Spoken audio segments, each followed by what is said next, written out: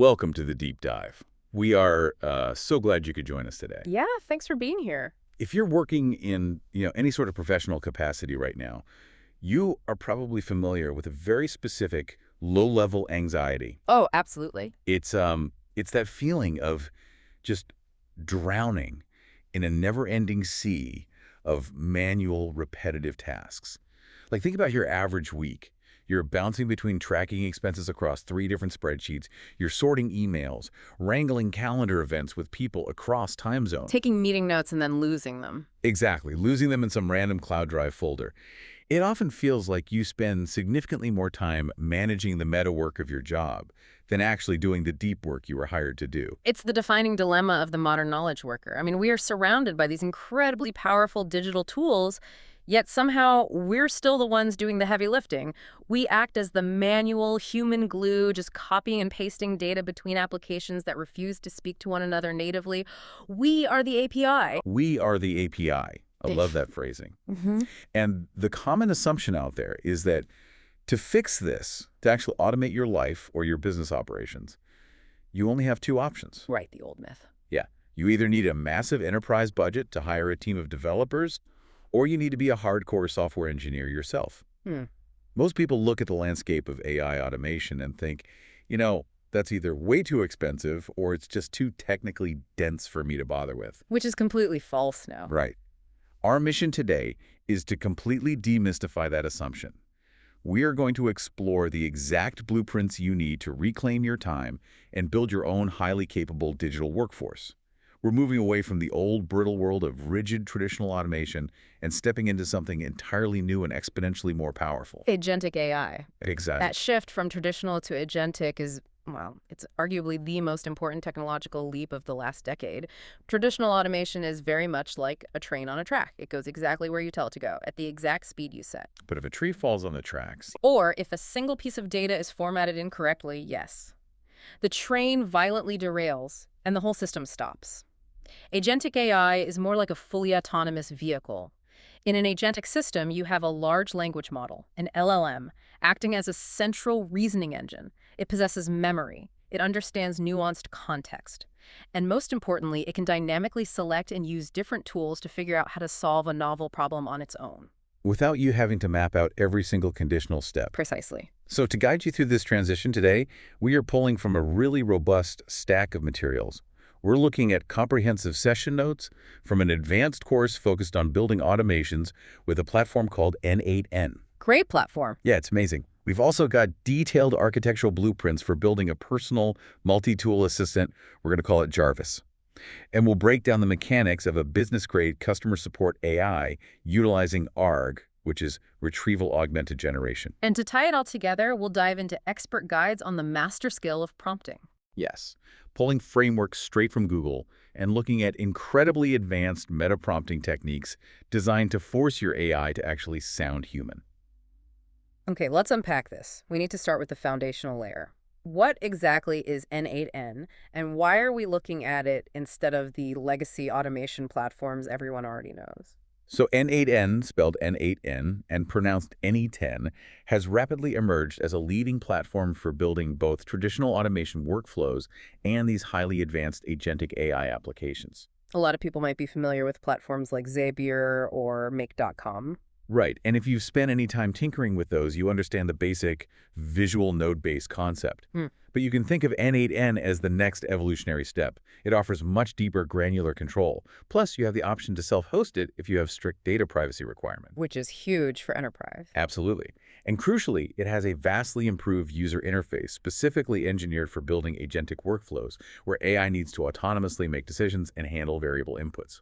Let's talk practicalities and overhead, because whenever we talk about enterprise-grade automation, the immediate question is cost. Always. N8N is surprisingly accessible. They offer a 15-day free cloud trial that gives you 1,000 free workflow executions. And there's a really critical detail here. When you are on the Kansas, manually testing your workflow node by node while you build it, those manual tests do not count toward your execution limit. Yeah, that's a massive advantage. You can debug all day for free. Exactly. And if you decide to upgrade to a cloud plan, an indicative starting tier is around 24 euros a month. that gets you 2,500 active workflow executions every month and unlimited active workflows. For the sheer compute power and time saving you're getting, that is a massive bargain. It really is, especially when you compare it to the cost of a human virtual assistant or just the sheer hours of your own time recovered. Now, regarding the platform itself, when you log into the N8N workspace, you're presented with a highly intuitive, visually clean dashboard. It's very node-based. Yes. On the left side of your screen, you have your inputs. This is the data payload flowing into a specific step. In the middle, you have your parameters, which is where you configure exactly what that specific node is supposed to do with the data. And on the right side, you see your outputs, typically displayed as a visual schema, a structured table, or raw JSON data. I'm glad you brought up JSON because that is the secret sauce of how N8N operates, and it completely changes how you build. You rarely have to start from a blank canvas. No, almost never. N8N has a massive open community template section. You can browse through highly complex workflows that other engineers have already built and debugged. Things like a workflow to automatically fetch and summarize YouTube video transcripts. Or a system that dynamically generates and deploys web pages using OpenAI. Right, or a highly personalized mass emailing system driven by Google Sheets data. And importing those community templates isn't a clunky process. Not at all. There are three primary ways you can bring a workflow into your environment. The first is the most straightforward, straight from the built-in templates library. You find a workflow you need, click Use for free, and it instantly populates your canvas. From there, you just swap in your own API credentials, authenticate your Google or YouTube accounts, and you're up and running. Exactly. But the second way is where the architecture really shines, and it involves that acronym JSON. Now, I know JSON can sound slightly intimidating if you aren't a developer. Oh, definitely. Sounds like hardcore coding. It can, but it shouldn't be. JSON simply stands for JavaScript Object Notation. It's the universal, lightweight text format used across the entire internet to store and transport data. It relies on a very simple key-value pair structure. You have a label and you have the data. The label is name, the data is Sarah, the label is status, the data is active. It's very readable. Very. And what makes N8N so incredibly powerful is that the entire visual canvas, every node, every connection, every parameter you set, is just a visual abstraction of a JSON schema running in the background. Because of this architecture, you aren't locked into a proprietary closed-box visual builder. This means you can literally download a workflow that someone else has saved as a plain text JSON file, go to your N8N dashboard, click the three dots next to Create Workflow, select Import from File, and the platform instantly reads that JSON and renders the entire complex visual web of nodes perfectly on your screen. It feels like magic the first time you do it. It really does. And the third import method builds on that exact same principle. You can import directly from a URL. If you are browsing a developer's repository on GitHub and you find an N8N workflow you want to dissect, you don't even need to download it. You just find the JSON file, click the raw button on GitHub to get the direct text link, copy that URL, and paste it right into N8N. It pulls the code and builds the visual flow instantly. It radically lowers the barrier to entry. You can reverse engineer incredibly advanced setups without writing a single line of code. But to really appreciate why we need these advanced agentic setups, we need to trace the evolution of automation. We need to look at the pain points of the old way.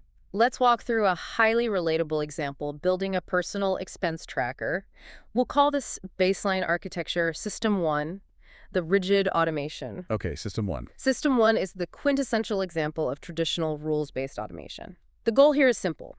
You want to log your daily expenses from your phone straight into a spreadsheet. In N8N, every single workflow originates with a trigger node.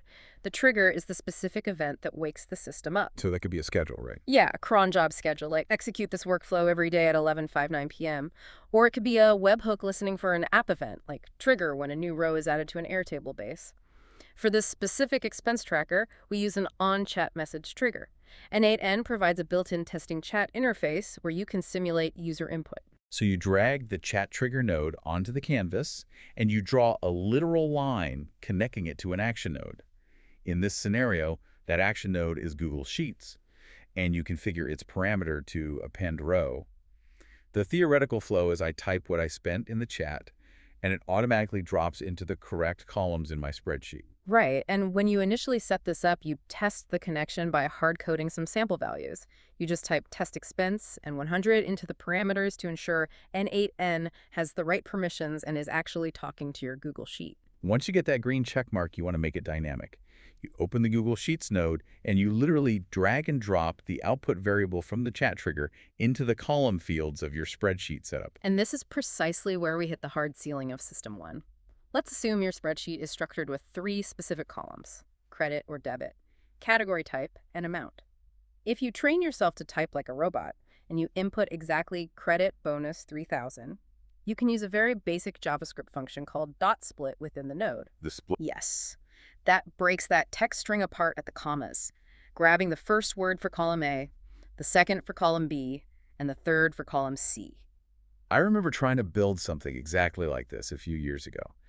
I had this massive nested logic tree that was probably 40 steps long.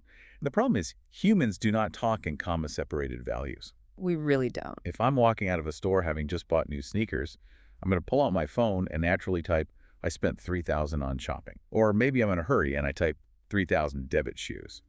The moment you change the syntax order, or the moment you introduce natural human phrasing, that rigid split function completely catastrophically fails. The automation breaks because it only understands one mathematically precise structural pattern. Traditional automations are strictly deterministic. If A, then exactly B. They're fantastic for migrating structured data, like moving a perfectly formatted Stripe invoice into QuickBooks. Exactly. But they are incredibly brittle and frankly useless when faced with the messy, variable, non-deterministic reality of human language. So, to solve this parsing problem, we move to System 2, the stateless LLM. To build System 2, we go back to our canvas, we sever the direct connection between the chat trigger and Google Sheets, and we insert an OpenAI chat model node right in the middle as a buffer.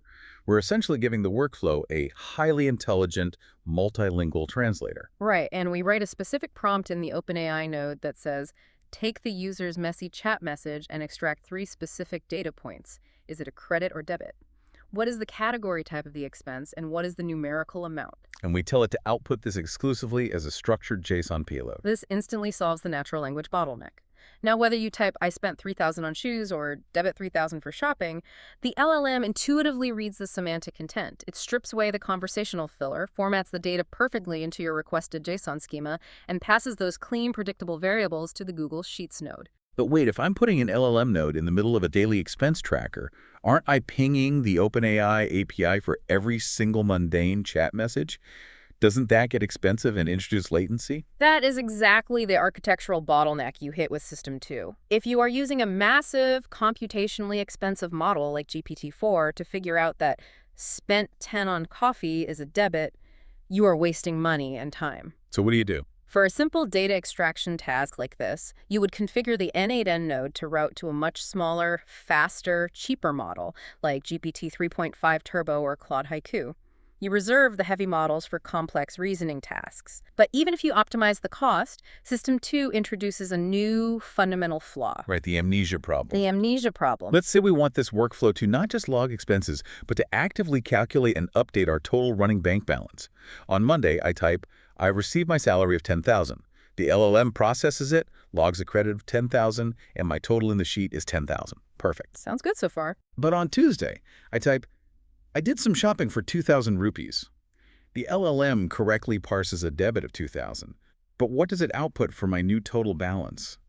It might confidently state your total is negative 2,000. It does that because standard LLM nodes in these linear traditional workflows are entirely stateless. They have zero persistence. When the LLM processes your Tuesday shopping expense, it treats it as an entirely isolated, localized event in a vacuum. It has absolutely no memory that on Monday you told it about a $10,000. None. Every time the node runs, it is born anew with no context of the past. So if you were stuck in the paradigm of traditional automation, how do you fix that statelessness? You're forced to engineer a very clunky, high-latency workaround. You'd have to add a completely new Google Sheets read node before the LLM node.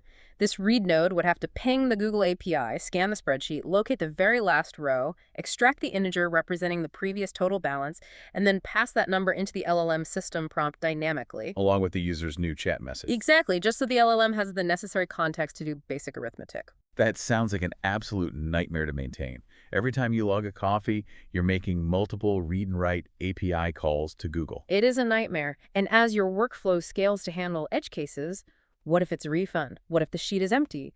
You end up with a massive tangled web of conditional if-else logic branches and constant database polling. It becomes a fragile monolith that is incredibly prone to breaking. Which brilliantly illustrates the fundamental limitation of System 1 and System 2. They lack persistent memory, and they lack autonomous decision-making capabilities. Which brings us to the massive leap forward, the core of today's deep dive. We are throwing away the old rigid tracks, we are moving past the amnesiac translators, and we are bringing in the autonomous vehicle. Let's look at System 3, the leap to Agentic AI. Agentic AI represents a profound paradigm shift in how we interact with software. When we define something as an agent, we're specifically talking about an architecture with 4 distinct interconnected components. First, you have the LLM, which acts as the core reasoning engine, the brain. Okay, the brain. Second, you have tools. These are the actual external applications and APIs the agent is permitted to interact with, like Google Sheets, Gmail, a Python code interpreter, or a web search function. Third, and critically, you have memory, a persistent state that allows the agent to recall past conversational turns and actions. And fourth? You have the system prompt, which is the foundational operating system of the agent. It defines its persona, its overall goal, and its strict rules of engagement. So to rebuild our expense tracker as System 3, we clear out all those messy read and write logic nodes from the canvas. Instead, we drag in a single, incredibly powerful node called the AI agent. Now we have to wire up its internal architecture. We connect an OpenAI chat model to act as the brain. And the documentation is very clear here. You should connect exactly one chat model per agent to avoid conflicting generation loops. Then, to cure the amnesia problem we had in System 2, we connect a specific memory module, like a window buffer memory node. That window buffer memory is the operational game changer. It acts like the agent's short-term RAM. You can explicitly configure it to retain, say, the last 10 or 20 conversational turns. So when you log your shopping expense on Tuesday, the agent automatically looks into its buffer memory, sees the 10,000 salary transaction from Monday, and inherently understands the ongoing mathematical context. Without you needing to build a messy, high-latency Google Sheets read loop. Exactly. It maintains state naturally, just like a human conversation. Next, we have to give the brain some hands. We connect the Google Sheets tool to the agent. We configure the tool to point to our specific append row function, but here is the vital difference. We don't hard-code any variable mapping. We don't drag and drop the amount field into column C. Right. We simply give the agent access to the tool and explain what the tool does. We can also connect a Microsoft Outlook tool alongside it, giving the agent the ability to draft and send emails. Finally, we provide the system prompt. In an agentic system, your prompt is your programming language. You are laying down the absolute law. The prompt for this financial agent needs to be explicit and operational. It might look something like, you are a financial tracking agent. Your task is to extract the fields: credit debit, category type, and amount from the user input. Apply the following logic. If the transaction is a debit, subtract it from the running total. If it's a credit, add it to the running total. Use the Google Sheets tool to append this formatted data. And then we can add a condition, right? Yeah. Furthermore, if the calculated running total drops below 0, you must autonomously use the Outlook tool to send an email alert to the user. What's fascinating here is watching this agent actually execute in real time. N8N has an execution interface where you can literally see the agent thinking and planning its steps. When you input, I received a salary of 10,000, you don't just instantly see an output. You see the agent's internal monologue. It decides it needs context, so it checks memory. It decides it needs to log data, so it formulates a payload and calls the Google Sheets tool. It successfully logs the 10,000. Then you input, I did some shopping for 2,000 rupees. The agent autonomously looks at memory, calculates the new total of 8,000, formulates a new JSON payload, and updates the sheet. It is making autonomous step-by-step decisions based purely on the logic parameters of your prompt. It is remarkable to witness. However, we must critically discuss the inherent pitfalls of this autonomy. Giving an AI the ability to decide when and how to use tools means you're intentionally giving up a degree of strict deterministic control. If your system prompt is vague or if your LLM isn't powerful enough to reason effectively, things go wrong quickly. Very quickly. The agent might decide to invoke the Google Sheets tool twice because it didn't get a fast enough success confirmation on the first API call, creating duplicate rows. Or if the bank balance drops below 0, it might successfully trigger the Outlook tool but entirely hallucinate the subject line, or send the email to a completely fabricated address. Right, because it's actively thinking, it has the capacity to overthink, misinterpret, or spiral into a loop. You're dealing with probabilistic generation, not hard-coded logic. The blueprints emphasize that agents require incredibly strict guardrails. Your prompt isn't just a polite suggestion, it's the absolute boundary of the agent's reality. Which leads perfectly into our next massive architectural challenge. What happens when you scale this concept up? What happens when you move from a single task financial tracker to building an entire autonomous personal assistant? Let's talk about building System 4, the Jarvis architecture. Jarvis represents a massive leap in complexity for this deep dive. We're moving from a single task agent to a multifaceted, heavily integrated personal assistant. The blueprint for this agent demands it be connected to Telegram for natural language communication, Gmail for reading and drafting emails, Google Calendar for managing availability and scheduling, Google Sheets for accessing relational data, and a third-party application called Fireflies for fetching and summarizing AI meeting transcripts. That is a staggering amount of power and access to give to one single bot. But as we just established, more power and more tools mean an exponentially higher risk of the AI getting confused, going rogue, or making destructive mistakes, like deleting calendar events or sending gibberish emails. Exactly. To control Jarvis, the architectural documents lay out 5 absolutely ironclad rules for the system prompt that cannot be compromised. Let's go through them. Rule number 1 is foundational. Assign a highly specific operational role. You do not just write, "help me with my day." You define the parameters of its existence. You are a highly capable, precise personal assistant. Your exclusive mandate is to help the user perform operational actions across their integrated tools based strictly on their input. Rule number 2 is my absolute favorite because it elegantly solves one of the most common and dangerous AI hallucination problems. The rule states, you must always query the contact's database via the Contact Book Reader tool before attempting to create any calendar event or send any email. This is a vital operational constraint. We have to remember that LLMs are fundamentally predictive text engines. They're designed to generate text that looks statistically plausible. If you tell a loosely constrained AI, draft an email to Bob about the marketing meeting, and it does not explicitly know Bob's email address, it will simply invent one. It'll just guess bob@company.com and confidently report back to you that the email has been successfully queued. Exactly. Rule 2, combined with Rule 3, which explicitly states, under no circumstances are you to invent or guess an email address, forces the agent to stop its generative process and use its designated search tool to establish ground truth data before it's allowed to take an action. Rule 4 deals with the concept of time, which is notoriously tricky for LLMs. Because an LLM's training data is static, it was trained months or years ago, it has no inherent concept of today. If you say, schedule a meeting for tomorrow, it doesn't know what day tomorrow is. So the prompt architecture instructs you to dynamically inject the current real-time date and time into the system prompt using the NaN variable. This way, every single time the agent spins up to answer a query, the absolute first thing it reads is the exact current timestamp, giving it the necessary anchor to process chronological requests. And finally, Rule 5 establishes a closed feedback loop. Always respond back to the user on Telegram confirming the exact parameters of the action you just took.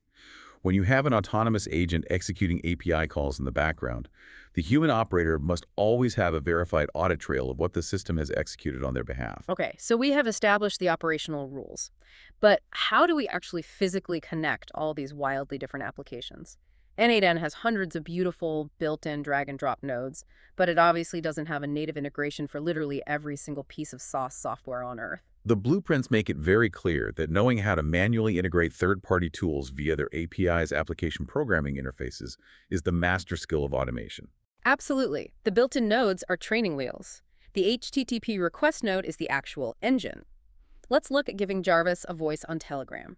You don't just log into an N8N node with your phone number. You have to understand how Telegram's developer ecosystem works. You open the Telegram app on your phone, and you search for a specific verified developer bot called BotFather. Right. You initiate a chat and send it a command. New bot. BotFather then walks you through naming the bot and assigning a unique username that must end in bot. Once you complete that, BotFather generates a unique HTTP API token. That long cryptographic string of characters is the master key. You plug that token into N8N's Telegram trigger node, which tells Telegram to route every message sent to that bot directly into your N8N webhook. And the complexity ramps up significantly when we look at integrating Fireflies, the AI meeting transcription app. You can't just drag a Get Notes node. You have to log into the Fireflies developer portal, navigate to the API settings, and generate a secure API key. But fetching a usable transcript isn't a simple one-click GET request. The architecture describes a complex, multi-step payload process using a specific data query language called GraphQL. First, Jarvis has to formulate a query to fetch a list of your recent meetings just to extract the unique alphanumeric transcript IDs. Exactly. GraphQL is powerful because it allows you to ask for exactly what you want, but it requires incredibly strict formatting. Once Jarvis parses the correct transcript ID from that first API call, it has to pass a massive, highly structured GraphQL JSON payload to a second distinct tool called Fetch Meeting Transcript. It has to dynamically inject the ID it just found into a nested variable line that looks something like transcripted. Yeah. Insert the extracted transcription ED here. And through GraphQL, Jarvis isn't just pulling a massive wall of text, it's requesting specific, segmented data objects, speaker names, time codes, action items, and conversational summaries. But hold on. If I have one single Jarvis agent and I'm asking it to manage GraphQL API payloads, parse contact databases, format Google Calendar timestamps, and write emails, isn't that brain going to get completely overwhelmed trying to juggle all those disparate tool schemas and system instructions in one prompt? If we connect this to the bigger picture of AI architecture, you've just identified the exact failure point of single-agent systems. It's called context window pollution.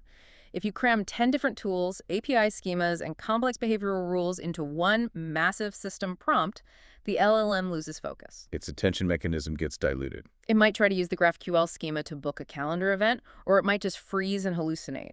Performance degrades drastically. The solution to this bottleneck, which represents the pinnacle of modern AI architecture, is the multi-agent system. This is where we stop treating the AI like an incredibly stressed out solo freelancer, and we start structuring it like a corporate hierarchy. Instead of one mega prompt trying to do everything, we implement a master agent. Precisely. The master agent acts as the front desk receptionist, or, more accurately, the semantic router. It possesses no specialized tools of its own. You message the master agent on Telegram and say, hey, get me the specific action items from yesterday's marketing meeting, and then schedule a 30-minute follow-up with the team for tomorrow at 2 p.m. The master agent cannot do either of those things, but it manages a team of subagents. So the master agent analyzes your natural language requests, breaks it into logical chunks, and says, okay, part 1 requires fetching meeting notes. I need to route this specific intent to the meeting notes subagent. This subagent is highly specialized. Its entire, incredibly focused system prompt is dedicated exclusively to formatting GraphQL queries and summarizing Firefly's transcripts. They have no idea what a calendar is. None. It goes off, executes its highly specialized task, and hands the summarized notes back to the master agent. Then the master agent evaluates part 2 of your request, scheduling. It routes that specific intent to the calendar subagent. This agent's prompt is solely focused on time zones, the Google Calendar API, and querying the contacts database. The calendar agent successfully books the meeting, ensures no double booking occurred, and reports success back to the master agent. Finally, the master agent compiles the synthesized results from both subagents and sends you a clean, unified confirmation message on Telegram. It is absolutely mind-blowing. We're talking about designing a virtual office where a manager AI is autonomously delegating complex logic tasks to specialized worker AIs who are executing code and communicating back up the chain. And the beauty of this modular approach is that it is highly scalable and incredibly robust for production environments. If your Firefly's integration breaks because they updated their API, your entire Jarvis system doesn't crash. You just go in and fix the meeting notes subagent while the calendar agent continues operating perfectly. Modularity is the core of resilient engineering. But let's bring this powerful architecture out of the personal productivity realm and apply it to a massive enterprise-level business challenge. Section 4 of our deep dive focuses on revolutionizing customer support. We're going to examine the blueprint for building a fully autonomous customer support AI agent utilizing a critical technology called RG. To really grasp the value of what we're about to build, we first have to brutally analyze the cost of the manual customer support flow. Picture the current reality for most businesses. A frustrated user emails the company with a complex problem. A human support executive has to open the ticket, read the email, and mentally classify the intent. Is this a refund request, a complex technical failure, or just a billing inquiry? Right. Then they have to open up the company's internal wiki or Notion workspace, search through dozens of dense, often outdated policy documents, find the relevant rule, draft a polite response, route it to a manager for approval if it exceeds their authorization limit, and finally hit send. It is incredibly high friction, it is highly prone to human error, and as the business blueprints point out, it costs companies a staggering amount of capital.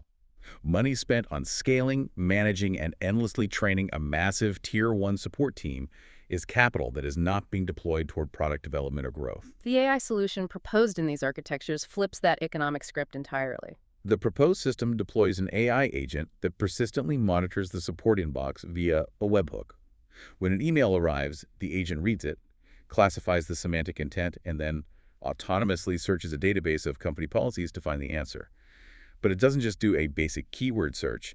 It uses a sophisticated technique called RAG, Retrieval Augmented Generation. RAG is a term that dominates enterprise AI discussions right now, and it is crucial to understand how it mechanically works.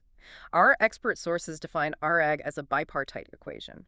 Retrieval, which is the process of finding the exact factual data required, plus generation, which is the LLM synthesizing that retrieved data into a coherent conversational response. Think of a base LLM like GPT-4 as an incredibly intelligent, highly articulate person locked in a windowless room. They have read the entire public internet up until their training cutoff date. If you ask them a general question about world history, they could answer beautifully. But if you slide a piece of paper under the door asking, what is his speed device's specific prorated refund policy for enterprise software products bought during the Black Friday sale? They have absolutely no idea. If forced to answer, they will guess based on generic corporate policies they read online, which results in a hallucination. RGE fundamentally opens a window in that room and hands the intelligent person your company's specific, up-to-date proprietary textbook right before they are forced to answer. So how does this flow actually function under the hood in N8M, a customer emails? What's the refund policy for a damaged device? First, that raw text query is processed and converted into something called embeddings. Embeddings are complex mathematical vectors, essentially. They represent the semantic meaning and context of the words as numbers in a high-dimensional space. Those mathematical vectors are then matched against a vector database. In this specific blueprint, they integrate a highly scalable service called Pinecone. You can conceptualize a vector database as a massive, multi-dimensional 3D map of concepts. Months earlier, the company uploaded all their policy documents. The system broke those documents down into smaller paragraphs, a process called chunking, converted them into mathematical vectors, and plotted them on this map. So when the user asks about a refund, the database takes the mathematical representation of that specific question, searches the map, and retrieves the exact chunks of text that are located mathematically closest to the question's meaning. It relies on cosine similarity to find the top K most relevant chunks of data. It might pull a specific paragraph detailing the 30-day return window and a secondary sentence outlining the 15% restocking fee for open boxes. It pulls those highly relevant, factually accurate chunks back into N8N and dynamically injects them into the prompt for a QA language model. The model reads the user's question, reads the injected facts, and synthesizes a perfectly accurate, coherent answer that does not rely on its pre-trained memory. Finally, that raw, factual answer is handed back to the primary AI support agent. This agent's job is not to find facts. Its job is to act as the brand ambassador.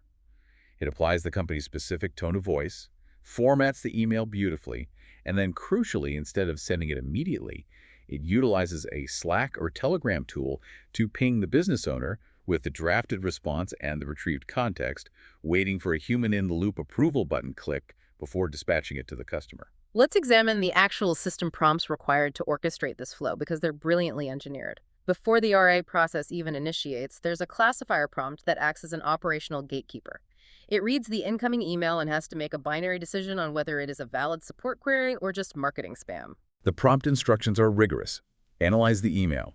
If the intent involves order status, refunds, technical issues, or billing, mark the boolean as true. Otherwise, mark it as false. And it is commanded to output exclusively in a strict JSON format. customer support. So wait, if it outputs something entirely helpful and conversational, like, yes, I have analyzed the email and this definitely looks like a valid support ticket regarding a refund, the entire N8N workflow basically panics and crashes, right? Because the subsequent routing node is exclusively looking for that Boolean true-false data structure. Exactly. You are forcing a generative language model to behave like a deterministic piece of traditional code. If it includes conversational pleasantries, it breaks the JSON schema.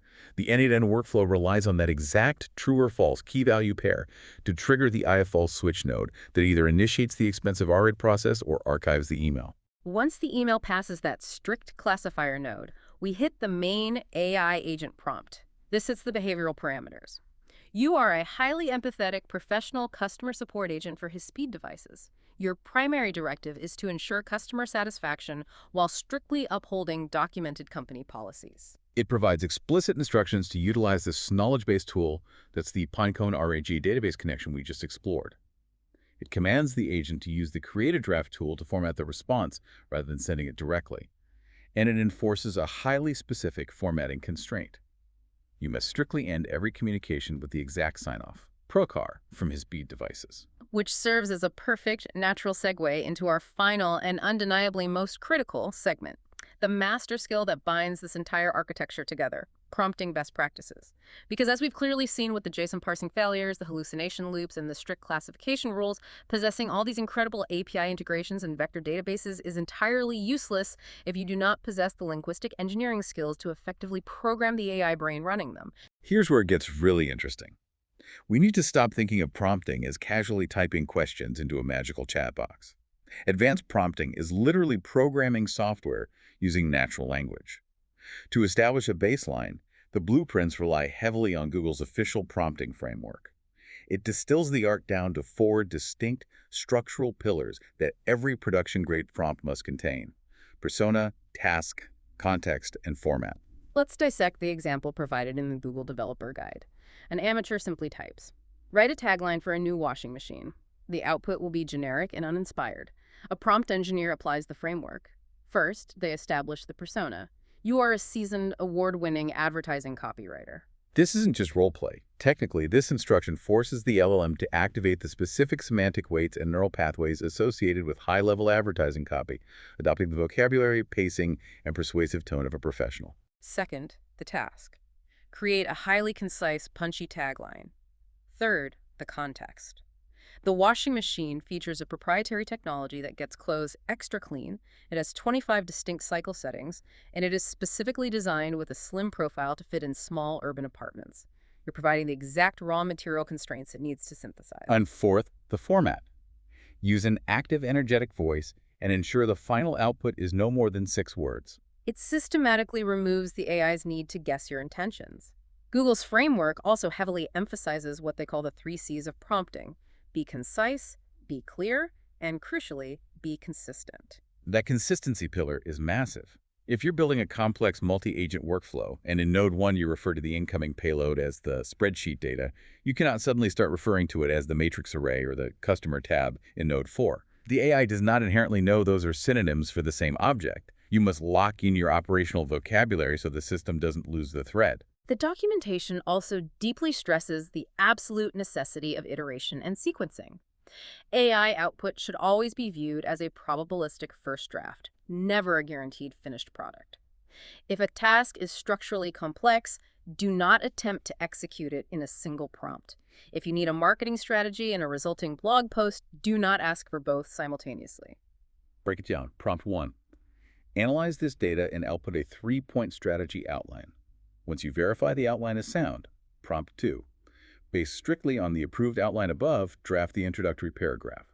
You must also actively apply negative constraints during this iterative process, such as commanding the AI to only provide strategic solutions that can be realistically implemented by a team of 2 within a 1-week timeframe. Another massive, highly practical tip from the blueprints is the mandatory use of references or few-shot prompting. If you want the AI to write promotional copy for a 2-day indie music festival, do not just describe the vibe and hope its mathematical weights align with your aesthetic taste. Give it a literal target within the prompt. Provide a reference string. Adopt the exact tone and structural pacing of this example. Where the mountains meet the music, the Indie Rocks Festival returns for a 2-day sonic escape. Giving the model a stylistic anchor dramatically narrows its generative possibilities and improves output accuracy. And we absolutely must address the mechanics of context windows. We touched on the window buffer memory during our agent build. In any standard AI interface or API call, the context window is the absolute maximum number of tokens, words, and characters this AI can hold in its active working memory at one time. The Google Developer Guide explicitly warns, always initiate a completely new chat session or clear the API buffer when switching to a new topic. Right. You spend 20 minutes deep in a highly nuanced brainstorm about emotional marketing copy, and then you suddenly pivot in the exact same chat window to ask it to debug a complex Python script for your database. The AI's attention mechanism will inevitably drag the emotional marketing context into the structural coding problem. It will produce polluted, bizarrely formatted code. It's like trying to solve advanced calculus on a whiteboard that is already entirely covered in romantic poetry. You have to wipe the board clean, flush the context window, start a new session. Finally, the framework demands you systematically evaluate every output against 4 rigorous criteria: accuracy, bias, relevancy, and consistency. Let's break those down real quick. Accuracy is the data factually sound. Bias is the output inappropriately skewing based on its pre-trained cultural weights. Relevancy, did it actually execute the specific task requested, or did it hallucinate a tangent? And consistency, did it maintain the requested persona and formatting rules throughout the entire response? Which brings us to the ultimate, most difficult prompting challenge outlined in our advanced materials. It's the holy grail of generative AI, successfully forcing a large language model to sound indistinguishable from a normal, authentic human being, particularly when writing thought leadership content for platforms like LinkedIn. We're all intimately familiar with robot speak. You scroll past a post, you read half a sentence, and your brain instantly recognizes that an AI wrote it. Oh, it is visceral. It's that exact moment you read. In today's fast-paced, ever-evolving digital landscape, it is absolutely crucial to leverage synergistic paradigms to unlock true potential. It makes you want to immediately close the app. The cadence is mathematically perfect, which makes it feel entirely soulless. To combat this, our sources provide a meticulously engineered metaprompt. This isn't a simple prompt. It's a complex behavioral framework specifically designed to bypass the AI's default linguistic pathways and generate a humble, authentically empathetic post about using platforms like NAN for automation. The metaprompt initiates by deeply, almost psychologically, defining the persona and the emotional context. You are an independent, highly experienced AI integration specialist. You intimately understand the heavy, exhausting toll that repetitive, mundane manual tasks take on modern professionals. You write in a humble, empathetic, and highly conversational tone. You absolutely do not talk down to your audience. You speak to them as peers who are sharing a mutual struggle. That sets a beautiful, grounded stage. But the real magic, the absolute secret weapon of this architecture, is found in the formatting section. It relies almost entirely on highly aggressive negative constraints. Instead of trying to tell the AI what to sound like, it explicitly forbids the AI from using the crutches it naturally leans on, and the list of forbidden vocabulary is both hilarious and entirely accurate. The prompt explicitly and aggressively outlaws a specific list of words: delve, testament, crucial, tapestry, vibrant, landscape, pivotal, showcase, underscore, align. These are the highly probable, statistically overrepresented crutch words that LLMs default to when they are attempting to project synthetic authority. Delve is the ultimate red flag. The moment I see "let's delve into," I know a machine wrote it. But the meta prompt goes much deeper than just banning vocabulary.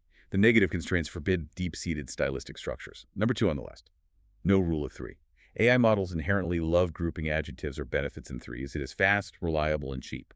The prompt explicitly demands asymmetrical, slightly imperfect natural descriptions. Number 3, absolute prohibition of negative parallelisms. You cannot allow the AI to use structural phrases like, not only does it do X, but it also achieves Y. It is a massive tell. Number 4, mandate the use of simple foundational verbs. The prompt forbids forced, corporate action verbs like boasts, serves as, or facilitates. It commands the AI to simply use is, are, or has. Number 5 tackles the visual presentation. Absolutely no markdown bolding of key terms, no using rocket ship emojis for bullet points, just use standard plain text dashes. And number 6, which I think is structurally brilliant, no wrap-up conclusions. It explicitly forbids phrases like in conclusion, ultimately, or overall. Authentic human beings do not summarize their own thoughts at the end of a social media post. The prompt instructs the AI to end abruptly on a natural lingering thought or an open-ended question. And we have to ask structurally, Why does this negative constraint architecture work so effectively? By explicitly outlawing these highly probable stylistic quirks in the model's default AI vocabulary, you're essentially throwing roadblocks onto the neural network's preferred path of least resistance generative pathways. You force the LLM to actively search its latent space for alternative, significantly less probable linguistic connections. By aggressively constraining its artificial tendencies, you ironically force the machine to generate something that sounds significantly more human, flawed, and authentic. So what does this all mean for you listening right now? We've covered a massive amount of architectural ground today. We started by dissecting the severe limitations and frustrations of traditional, rigid automation systems that violently break the moment human language gets messy, or when simple memory state is required. We saw how inserting a stateless LLM was a step forward, but ultimately resulted in clunky, high-latency read-write workarounds. Then we made the architectural leap to true agentic AI.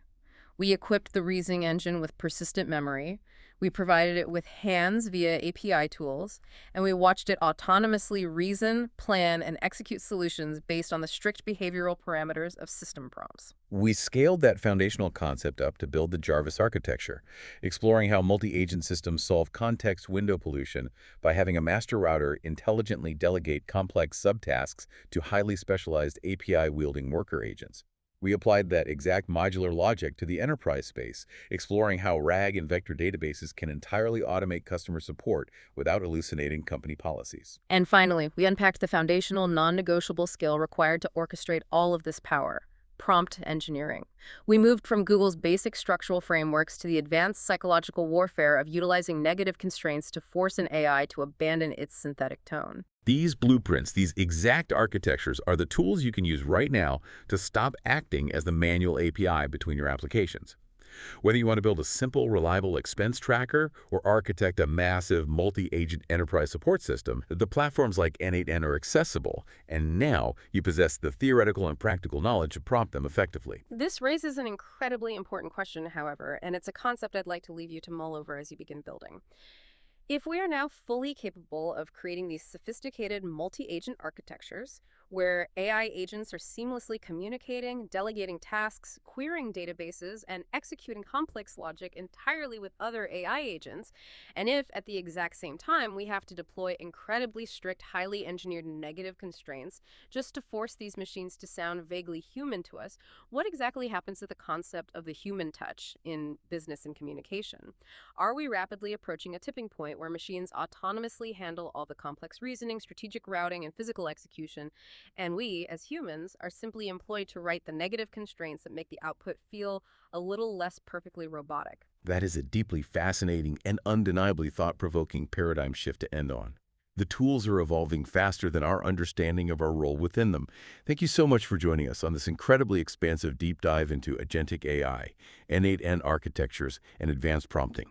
We highly encourage you to take these concepts, spin up a free workspace, and start experimenting.